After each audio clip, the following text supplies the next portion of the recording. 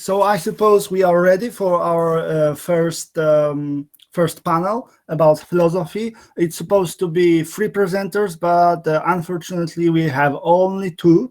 So maybe we end this panel a bit earlier, or maybe we will be more robust in the discussion with questions.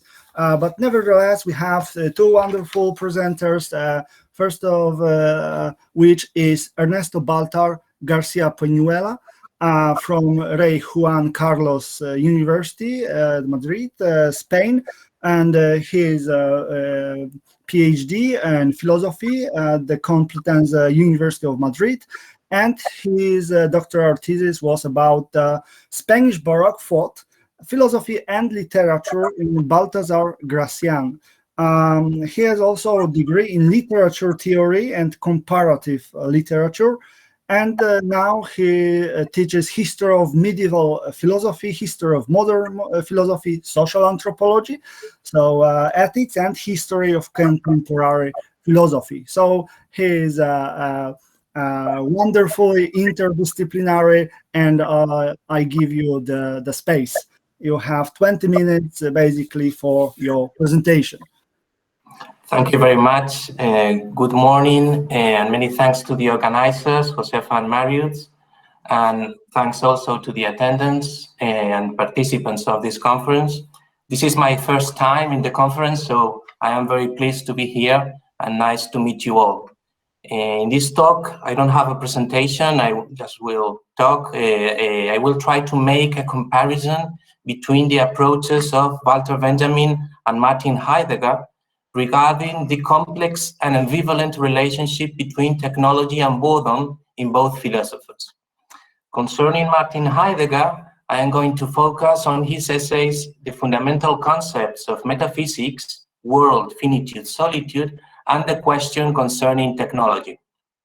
In the case of Walter Benjamin, I will focus on his essays, The Work of Art in the Age of Mechanical Reproduction, and The Storyteller. So let's begin with Heidegger. Boredom and nothingness in relation to technology. Given that the closest and most original experience is our affective anchorage in the world, the event of being manifests itself basically from a set of moods, such as fright, contention, joy, amazement, anguish, worry, ecstasy, or boredom, which Heidegger analyzes in his works, especially Since, Being, and Time.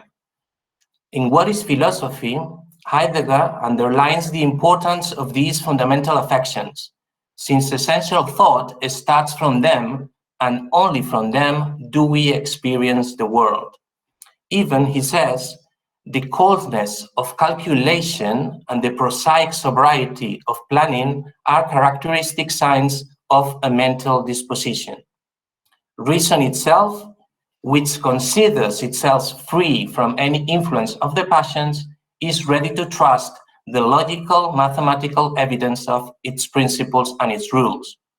For Heidegger, states of mind are the basic presuppositions of human thought and action.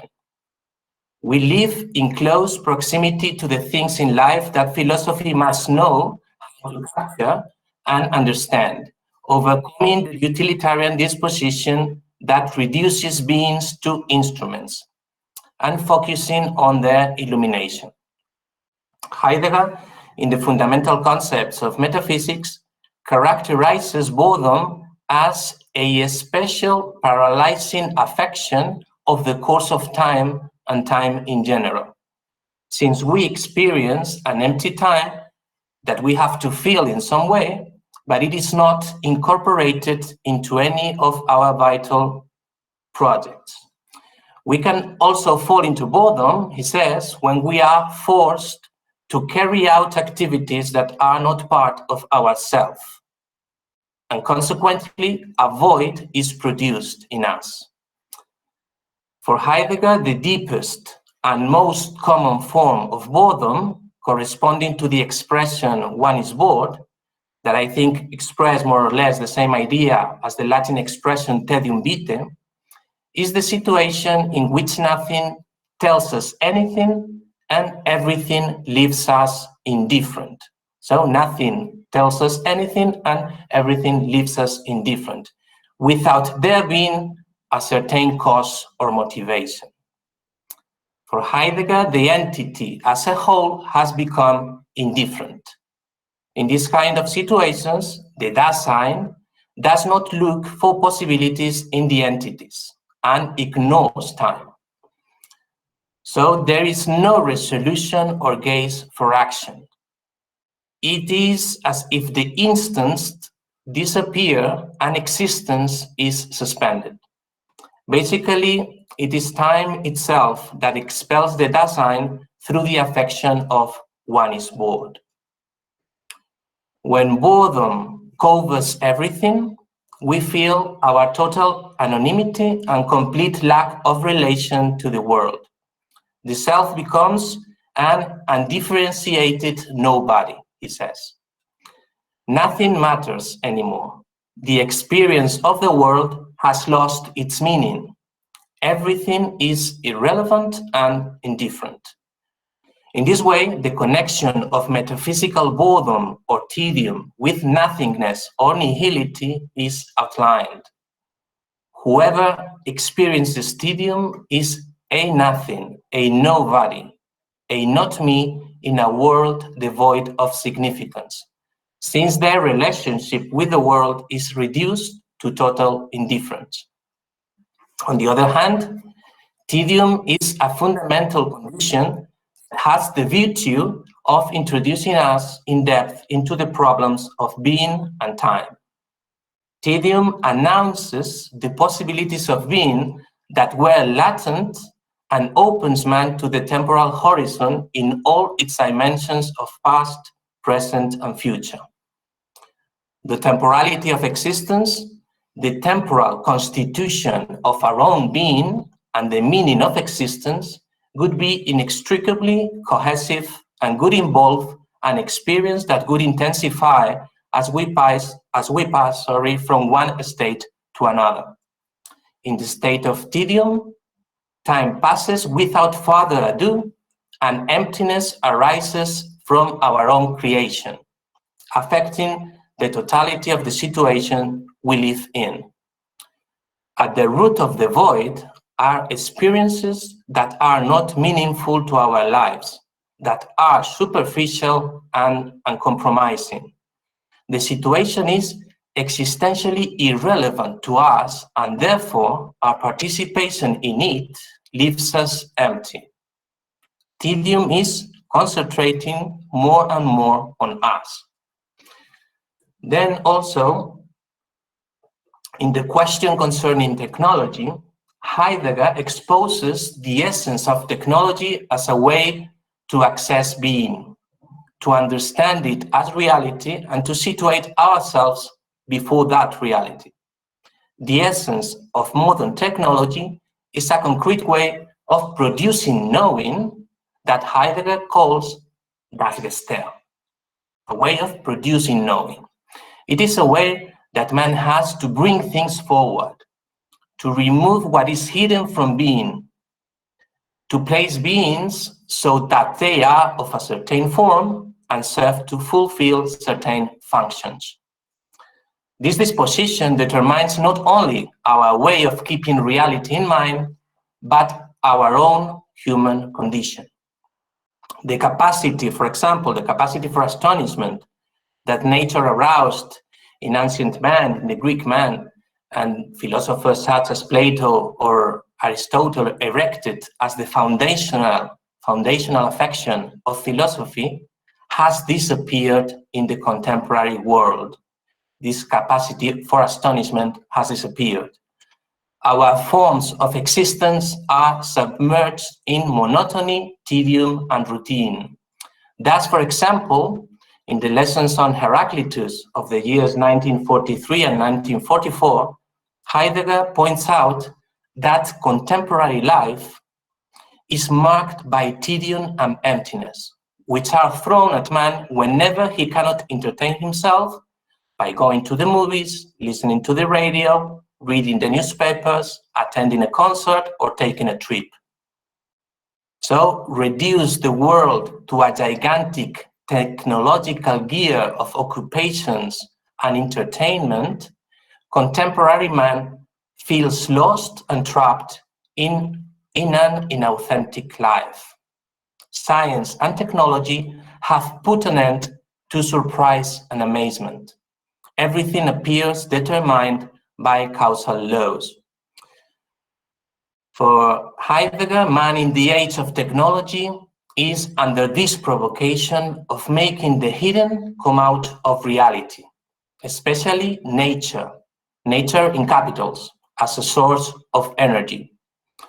The technological system seems to be an autonomous power that determines our entire vision of reality and restricts our possibilities for action. Surrendered to the efficiency of science and technology, modern man seemed to feel sure of himself and set himself up as dominator of everything around him.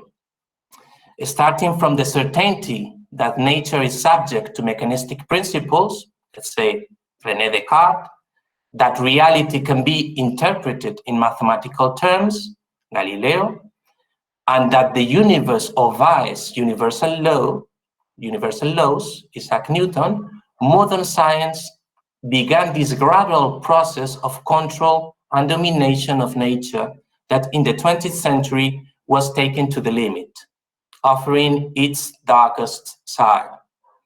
So for Heidegger, we have lost direct contact with reality, and the harmony between man and being has been broken. For him, we live immersed in the tedium and monotony of a totally planned life. Let's move on to Benjamin. The relationship between or among storytelling, boredom, and technique or technology.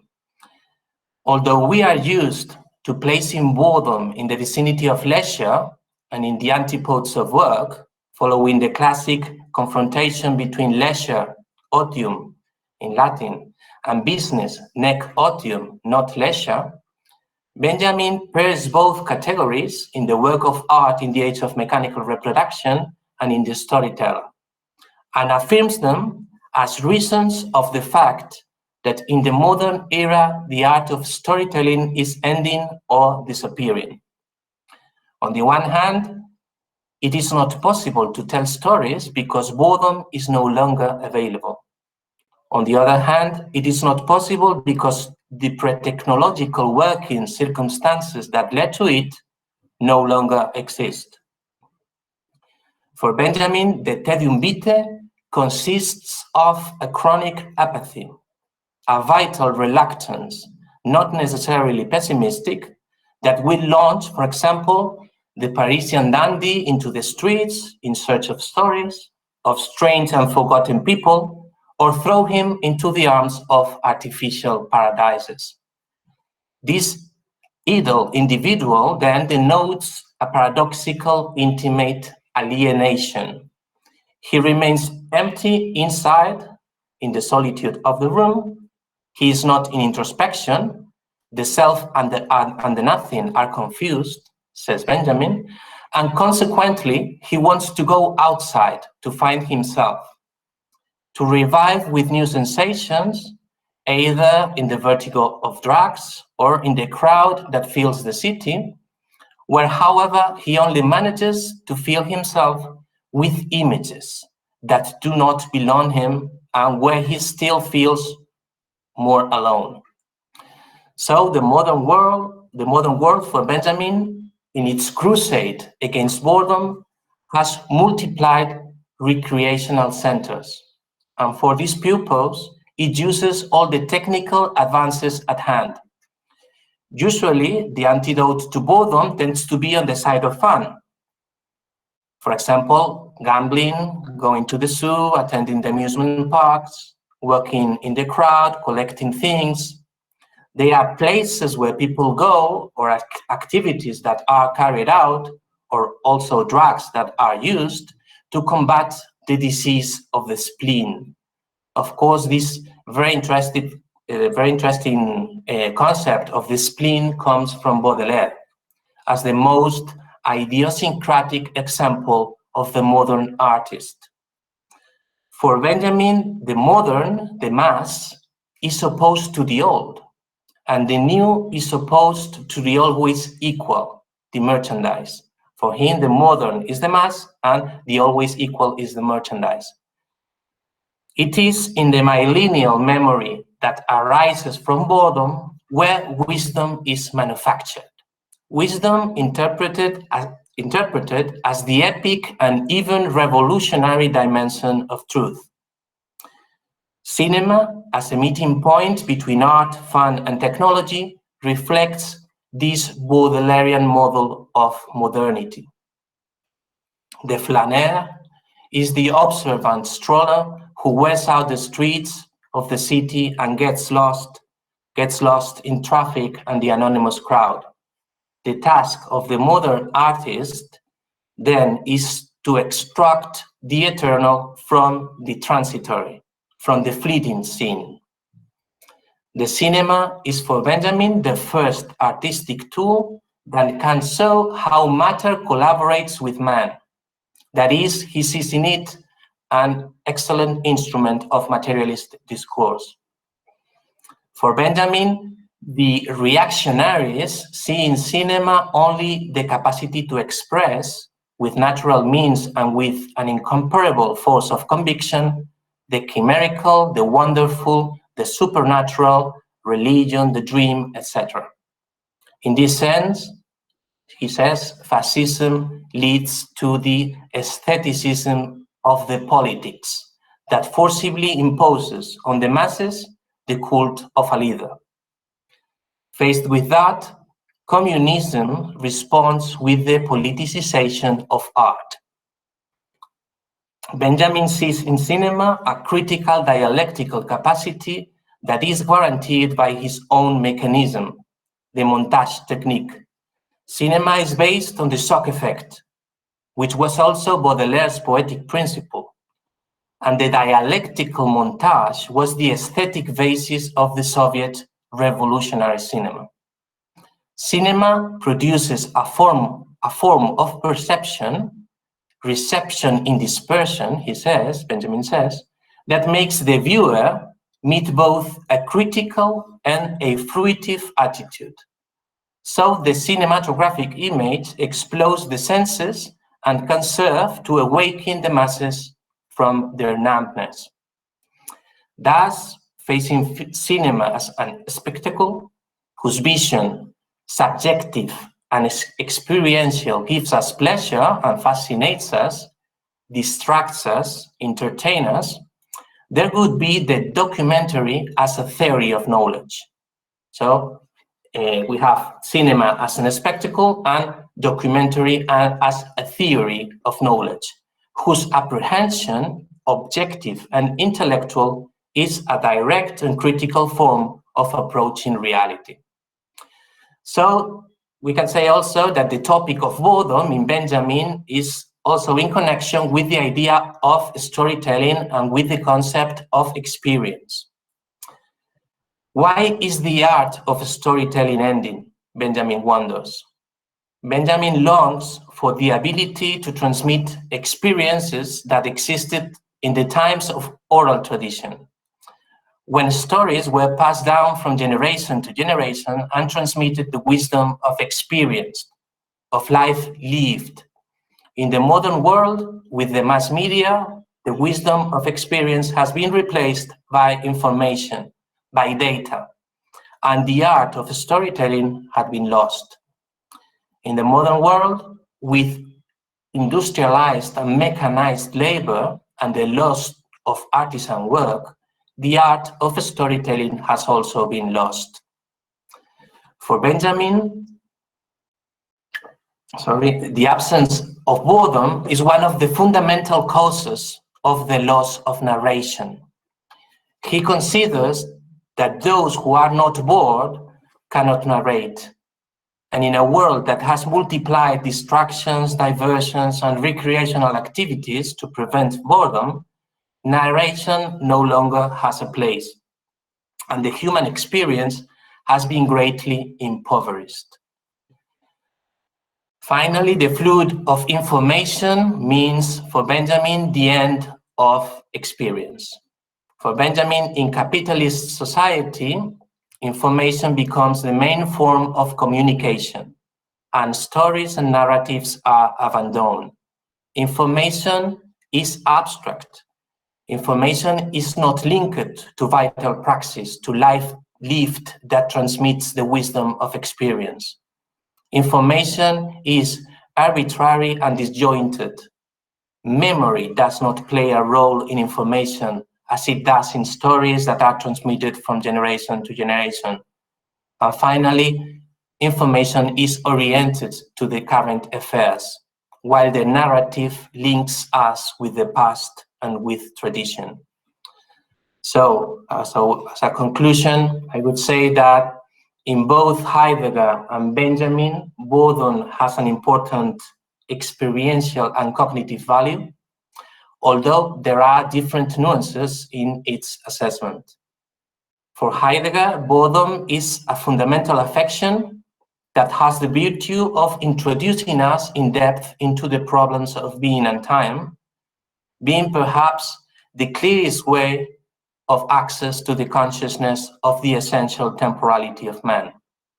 For Benjamin, boredom is related to wisdom, narration, and the transmission of experience, and is therefore linked to the past, to memory, and to tradition.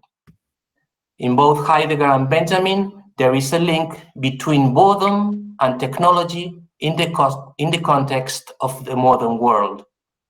In the case of Heidegger, if the essence of technology is a way to access being, and boredom is a form of access to being and time, we find that in the modern world, the totalitarian device of technology has separated the human being of its direct contact with reality, breaking the harmony of man with being. For him, we live immersed, as I have said before, in the tedium and monotony of a totally planned life. In Benjamin's case, the modern world, with its mass media and the enthronement of information and data, with its industrialized and mechanized work, with its crusade of leisure and consumption versus boredom, has brought a loss of experience, wisdom, and truth. So that's all. Thank you very much. I hope not being very boring for you. Thank you very much. One thing one can say, reading Heidegger is said that maybe Heidegger is boring in the form of the ideas, not the ideas themselves. We have at least two questions right now. So I read the first. Tiny Runkel asked about Benjamin's observation seems to be really fitting in relation to the role of technology, particularly the internet, in the context of pandemic.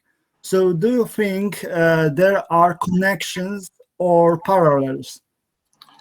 Well, I think that many of the reflections of Benjamin currently are very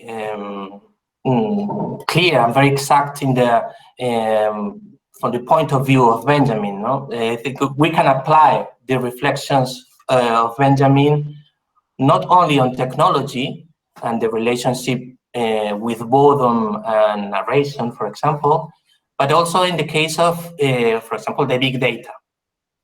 Currently, it's one of the most important topics in general in society. And this idea that we have lost when knowledge is equals information or data, or for many people, that's the sense of knowledge, there is a misunderstanding there. And the idea of Benjamin is that we have lost the real experience of reality. So the real knowledge, no? And in the case of Benjamin, he links these ideas with the memory, with the tradition in the Hebraic tradition of him. No? But I think, yes, that currently many of these ideas, maybe Heidegger, I agree that it's very difficult, the reading of Heidegger, but his reflections on technology are, for me at least, this is my point of view, too technophobic, let's say. In the case of Benjamin, he sees the good things and the bad things that they have. For example, in his reflections on cinema, that's the idea. He sees many bad things in, of course, in the case of fascism, that this kind of aestheticization of art. But he also sees the good things of many things that the technological devices applied to art, in this case, as is in the case of cinema, but also be very good for society, and to give a shock, no, the shock effect in the masses that he defends. So yes, I think that we can apply many of these ideas to our current situation with the pandemic and the coronavirus. Mm-hmm.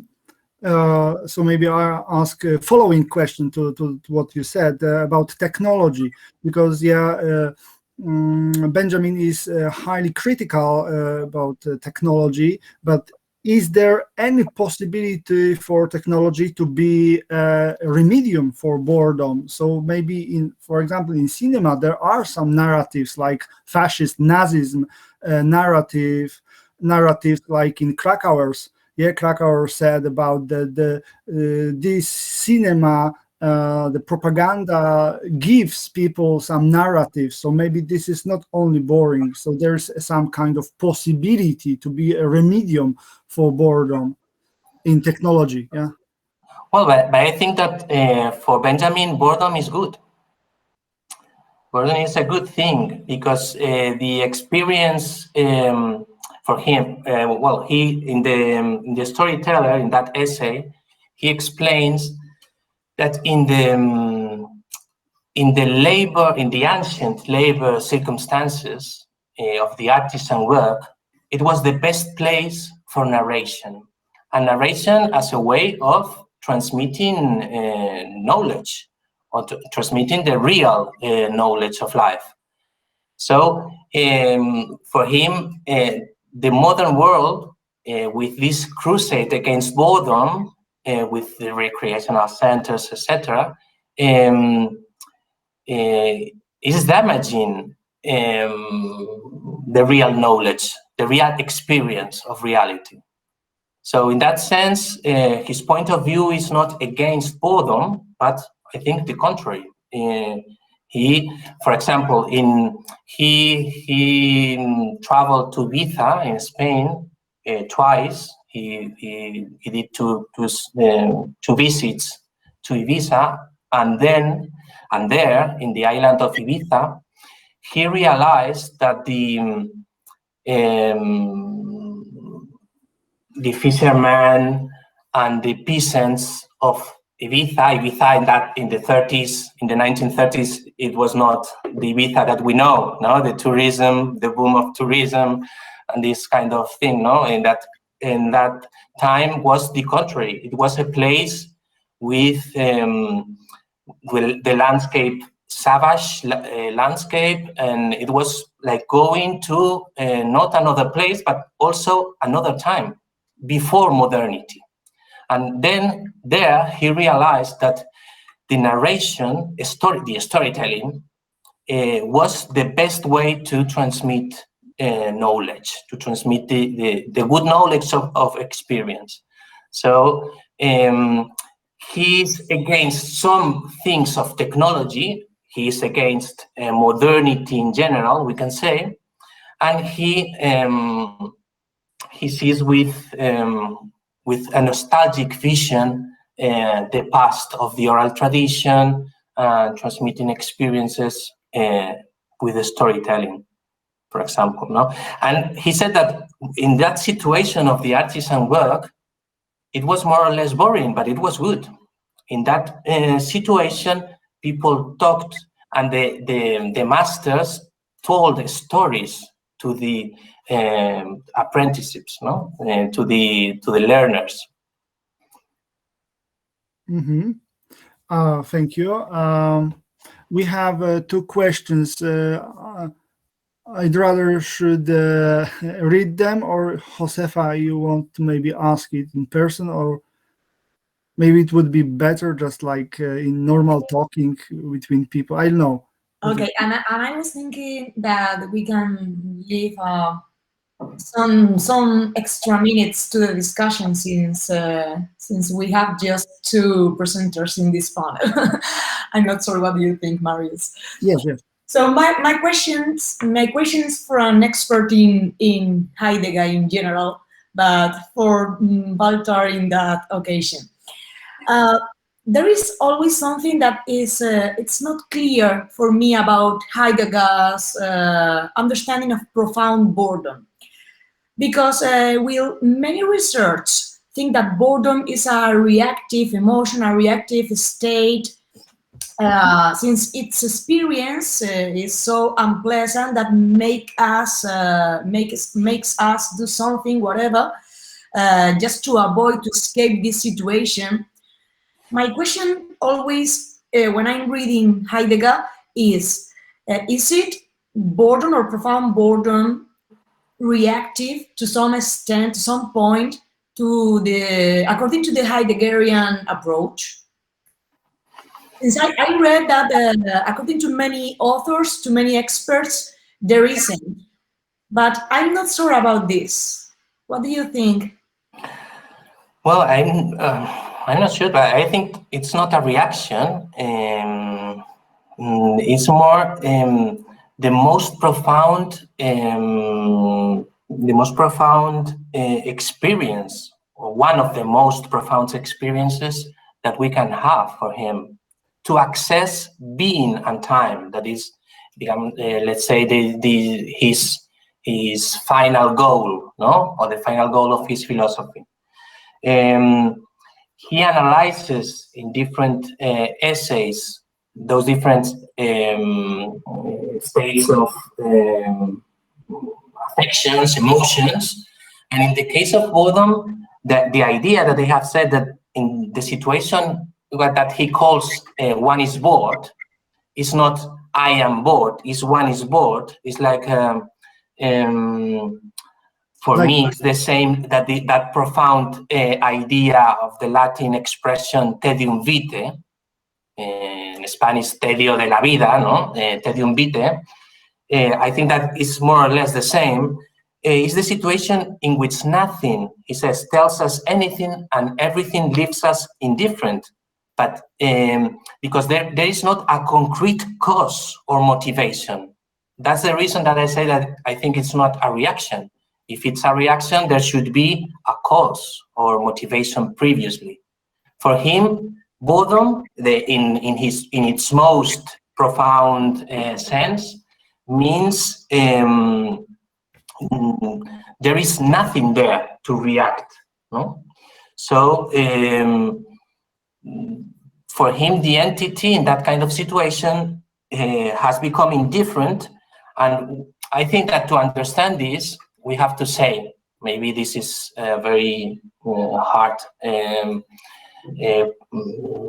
statement that I'm going to make, but for him, nothing is being. So that's the point for me. If reality is nothing, is the same being and nothing, that I think that we can affirm that in Heidegger, then this kind of boredom, of profound boredom, reveals the nothing. So reveals the being. But of course, we can discuss a lot, no, this kind of ideas. Mm-hmm. Thank you. For maybe following question to this, because according to Peter Tuchy, existential boredom in any kind, it's rather theoretical, and according to Lars Svensson, it's very personal for him, and this is experiential. What is your stance in this conflict, in this discussion, whether tedium vitae, this profound boredom by Heidegger, is something experiential or just philosophical theoretician? Well, I think that maybe in the mystic or in the in the poetry, in some kind of poetry, we can have, or some poets and mystics can have this experience of profound boredom of the nothing. We can think about, for example, the Meister Eckhart, no, that is a reference for Heidegger. So in that sense, the experience of mystic, and we can say this nihilistic mystic of Eckhart, of Meister Eckhart, would be a good example. Or, for example, the poetry of Hölderlin. It would be another, maybe other kind of the experience of this poet that in his language reveals reality. Maybe is that they are two examples of. But normal people like us, I think for us it's impossible, this kind of boredom, profound boredom experience, no? But in mystic and poetry, I think for Heidegger, it's not only possible, but it's also the best way to access being and nothing.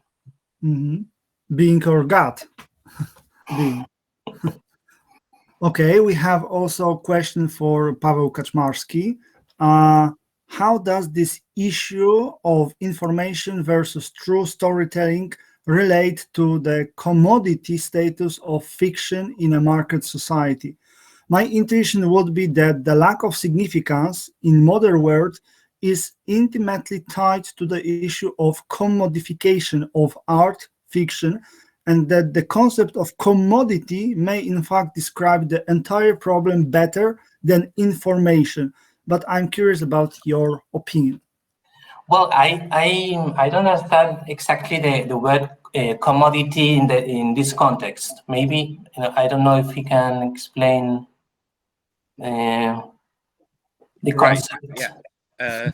Explain the concept of commodity. I'm not sure I can do that very quickly, but I refer to the kind of, I think the kind of idea that is already present in Benjamin, but also obviously in Adorno and Brecht and so on, about how the commodification of the work of art, or say the work of fiction, reduces it to something that essentially lacks meaning in a very strict technical sense. That the commodity form of the work of art is somehow contrary to its, well, let's say its original state, or maybe even its nature, and changes it into something that it doesn't want to be. It's a very, I guess, at least for me, it's a very important, if maybe not central to Benjamin himself, aspect of his work. I was wondering if this entire digression about storytelling and information in your very interesting, very fascinating presentation could be somehow retold using the language of maybe commodity form rather than information, which at least to me seems very abstract in a way. Okay, I understand. Yes, in that sense, the idea of the work of art as a commodity and as an object, no? In the modern art, the idea of the fetishization of merchandise, no? The Marxist idea that Benjamin takes and develops, no? So the idea of work of art as a product in the modern market of art, no? In that sense, would be, well, we can say that there would be a relation to the idea of commodity of information, no? Yes, the assessment of Benjamin is that also the market of art, well, in the modern art, with the reproduction also of the images, no? That is with the main idea of his essay, the work of art in the era of the mechanical reproduction, is the loss of the aura, no? The idea, I don't remember in English if it's translated aura or is the same, no? Okay. The loss of aura that has many meanings, different meanings, but is the loss of the uniqueness of the work of art. No? In the past, the work of art was related also with the religious experience. It was like it had a cultural value, no? A value of cult in a religious sense, we can say. And this we have lost this in the merchandise environment of the work of art, in the market of the work of art, and with the reproduction, mechanical reproduction of images. Maybe that's related to the idea of also of information, no? As he has said. So I agree with that. Okay, thank you. Do we have another question for our presenter? Okay, I don't see anyone. The last chance. No, maybe not the last, because we have the open discussion panel on Saturday, but still. Okay, so. Okay, thank you very much, and nice to meet you all. Thank you very much. Yeah, we probably can discuss Heidegger many hours. This is so vague and so bleak that it needs long hours of explanation and elaboration. So thank you very much.